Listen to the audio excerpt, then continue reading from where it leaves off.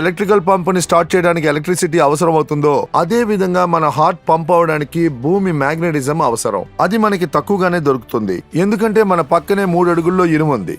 మన హార్ట్ ఒక నిమిషానికి దాదాపు 70 నుంచి 80 సార్లు కొట్టుకుంటుంది. అది కొట్టుకుంటున్నప్పుడల్లా 75 నుంచి 80 ml బ్లడ్ ఫుల్ బాడీలోకి సర్క్యులేషన్ అవుతుంది. కానీ ఎప్పుడు ఇది దొరుకుతుందంటే చుట్టూ ఉన్న మ్యాగ్నెటిక్ ఎనర్జీ మనకి దొరికినప్పుడే. ఈ రోజు మ్యాగ్నెటిక్ ఎనర్జీ తక్కువగా ఉన్నందువల్ల హార్ట్ కి 75 to 80 ml బ్లడ్ సర్క్యులేట్ అవనందువల్ల 60, 50, 40 అని సర్క్యులేట్ అవుతుంది. ఇందువల్ల తక్కువ బ్లడ్ అన్ని ఆర్గన్స్ కి సర్క్యులేట్ అవుతుంది. అందువల్ల ఆర్గన్స్ అన్ని వీక్ అవుతున్నాయి.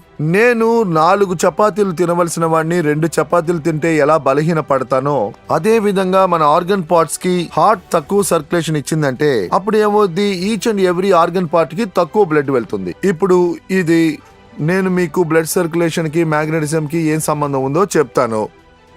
మన హార్ట్ పంప్ అవుద్ది. అది పంప్ అయ్యి each and every organ parts కి బ్లడ్ సెల్స్ కి ఆక్సిజనేటెడ్ బ్లడ్ ని సర్క్యులేట్ చేసే పనిని చేస్తుంది. ఇందులో ఉన్న ఆక్సిజన్ ఒకవేళ ఫినిష్ అయిందంటే అప్పుడు అందులో ఉన్నది హార్మ్ఫుల్ పాయిజన్ కార్బన్ డైఆక్సైడ్. దాంతో పాటు మన హార్ట్ లో 6 చేంబర్స్ ఉన్నాయి. 2 ప్యూర్ బ్లడ్ ని 2 ఇంప్యూర్ బ్లడ్ ని మేనేజ్ చేస్తాయి. మొదటిది ఆక్సిజనేటెడ్ బ్లడ్ ని సర్క్యులేట్ చేస్తుంది. ఇప్పుడు తిరిగి అందులోంచి డీఆక్సిజనేటెడ్ బ్లడ్ అంటే కార్బన్ డైఆక్సైడ్ బ్లడ్ ని మళ్ళీ హార్ట్ పుల్ చేస్తుంది. హార్ట్ అది లాక్కుంటుంది. హార్ట్ అది లాక్కున్న వెంటనే ఆ బ్లడ్ ని heart with in fraction of second లో లంగ్స్ లోపలికి పుష్ చేస్తుంది. ఆ ఇంప్యూర్ బ్లడ్ లంగ్స్ లోకి వచ్చిన వెంటనే ఆ ఇంప్యూర్ బ్లడ్ లో హిమోగ్లోబిన్, ప్రోటీన్ ఉంటుంది. అందులో ఒక చిన్న ఐరన్ కాంపోనెంట్ ఉంటుంది. ఆ కాంపోనెంట్ లోపల ఒక స్పెషల్ ఎబిలిటీ అండ్ కెపాసిటీ ఉంటుంది. అది లంగ్స్ లో ఉన్న ఆక్సిజన్ ని అలాగా అబ్జర్వ్ చేస్తుంది. దాంతో కార్బన్ డైఆక్సైడ్ ని రిలీజ్ చేసి డిశ్చార్జ్ చేసి ఆక్సిజన్ ని అబ్జర్వ్ చేస్తుంది. అది హార్ట్ 2వ ఛాంబర్ లో వచ్చి పడుతుంది.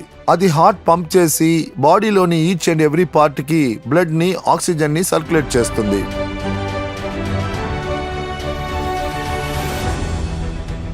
హార్ట్ లో ఎప్పుడు డీఆక్సిజనేటెడ్ బ్లడ్ అంటే కార్బన్ డైఆక్సైడ్ బ్లడ్ అది లంగ్స్ లోకి పంపుతుందో అప్పుడు దాంట్లో ఉన్న ఐరన్ ఆక్సిజన్ ని అబ్జర్వ్ చేయడం ప్రారంభిస్తుంది. ఒకవేళ అక్కడ మ్యాగ్నెటిక్ ఇన్ఫ్లుయెన్స్ దొరికితే, మ్యాగ్నెటిక్ ఇన్ఫ్లుయెన్స్ ఆయనకి దొరికితే అప్పుడు సాధారణంగా 30 ml ఆక్సిజన్ ని అబ్జర్వ్ చేసింది, 130 ml ఆక్సిజన్ ని బైండ్ చేసింది.